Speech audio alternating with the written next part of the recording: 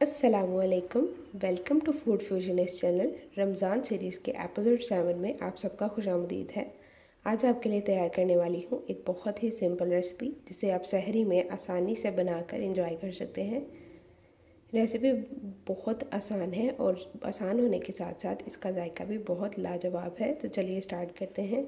मगर इससे पहले अगर आप चैनल पर नए हैं तो चैनल को सब्सक्राइब कर दीजिए और बेल आइकन प्रेस करना मत भूला करें ताकि मेरी तमाम तर सिंपल रेसिपीज़ आप तक पहुंचती रहें और आप मज़े मज़े के खाने बनाकर एंजॉय करते रहें।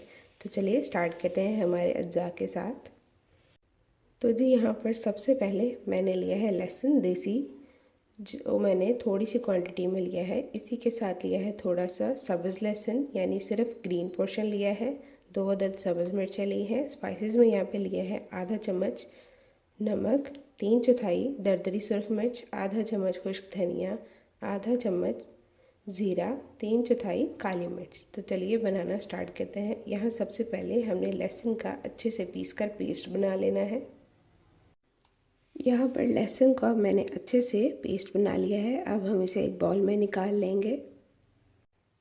तो जी यहाँ पर लहसुन का ग्रीन पोर्शन और चिलीज़ को भी हमने कुछ इस तरह से बारीक बारीक काट लेना है।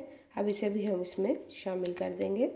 अज्जा शामिल करने के बाद बारी है हमारे स्पाइसेस की, जो कि तमाम इसमें एक ही बार में शामिल कर दिए जाएंगे।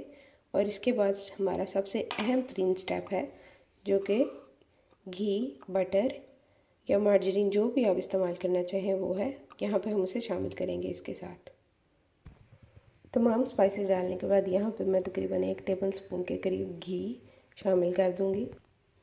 क्योंकि घी हमारे यहाँ पर जमा हुआ है इसलिए इसे सिर्फ 30 सेकंड्स के लिए माइक्रोवेव करेंगे ताकि तमाम इंग्रेडिएंट्स इसके साथ मिक्स हो जाएं।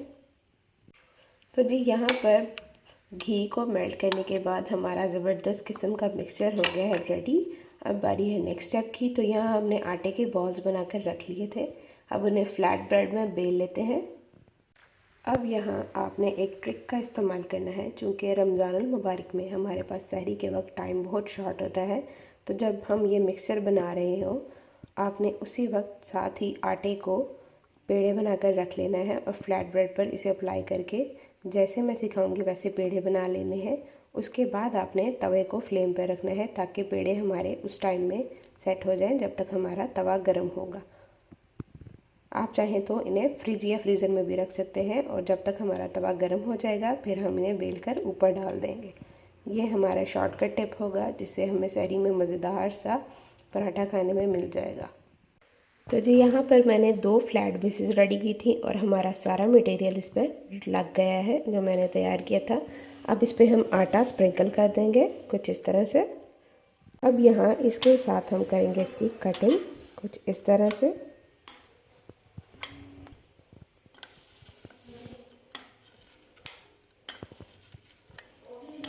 दूसरी साइड भी इसी तरह से कटिंग की जाएगी।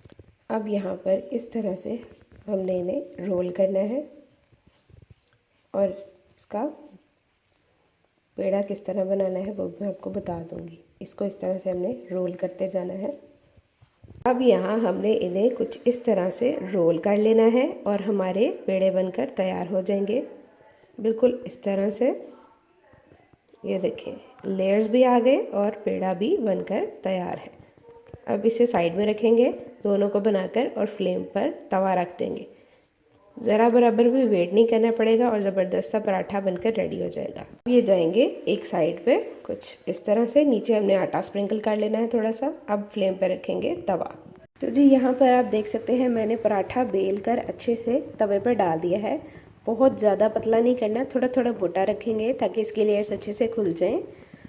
आप देख सकते हैं इसके लेयर्स भी विजिबल होना शुरू हो गई हैं। तो चलिए इसको पकाकर इसका फाइनल लुक भी आपके साथ शेयर करते हैं। यहाँ पर इसका एक साइड अच्छे से कुक हो गया है। अब यहाँ पर हम इस पर अप्लाई करेंगे ऑयल, बटर, घी, जो भी आपका दिल चाहे आप अप्लाई कर सकते हैं। तो जी माशाल्लाह से हमारा एक साइड बहुत अच्छे से क्रिस्पी हो गया है। आप देख सकते हैं बहुत ही टेम्पटिंग लुक आ रहा है इसका। तो इसका फाइनल लुक मैं आपके साथ ज़रूर शेयर करने वाली हूँ, तो वीडियो के साथ बने रहें। तो जी माशाल्लाह से यहाँ पर हमारा लहसुन का क्रिस्पी पराठा बनकर हो गया रेडी। आप यहाँ इसके क्रिस्प की आवाज़ अच्छे से सुन सकते हैं कि ये बहुत ही टेस्टी क्रिस्पी बनकर रेडी हुआ है। बहुत ही आसान रेसिपी और चंद मिनटों में तैयार हो जाती है। किसी भी किस्म के सालन की ज़रूरत नहीं, बहुत ही जायकेदार है ये।